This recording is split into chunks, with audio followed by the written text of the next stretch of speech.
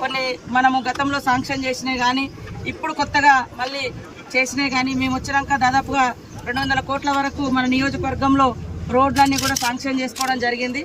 అవి కూడా తొందరలోనే వర్క్స్ అన్ని కూడా ప్రారంభిస్తాం. ఈ ప్రాంతంలో ఎక్కడ కూడా రోడ్డు లేదు అనేటువంటి పరిస్థితి రాకుండా మరి మన అన్ని తండాలు కానీ గూడాలు కానీ పల్లెలు కానీ ఊర్లు కానీ మరి ప్రతి గ్రామ పంచాయతీకి ఖచ్చితంగా రోడ్ కనెక్టివిటీ ఉండాలని సీఎం రేవంత్ రెడ్డి గారి యొక్క లక్ష్యం పెట్టుకొని మనం పనిచేస్తా ఉన్నాం. మన ములుగుకు దాదాపుగా రుణమాఫీ కోసము 190 కోట్ల రూపాయలు శాంక్షన్ చేయడం జరిగింది. దాంట్లో కొంతమంది బ్యాంకర్స్ నిర్లక్ష్యంగా మూలంగా ఒక 100 కోట్లే మరి కిందికి రిలీజ్ చేస్తే, ఎందుకంటే ఆల్రెడీ గవర్నమెంట్ ఇచ్చినా కూడా ఇక్కడ కొన్ని లోకల్గా కొంతమంది బ్యాంక్ మేనేజర్లు ఇబ్బంది పెడుతున్నట్టుగా కొంతమంది రైతులు చెప్పడం జరిగింది. రైతులను ఇబ్బంది పెడుతున్నారు. వాళ్ళ మీద సంబంధిత అధికారులకు పై అధికారులకు కూడా ఫిర్యాదు చేసి వాళ్ళ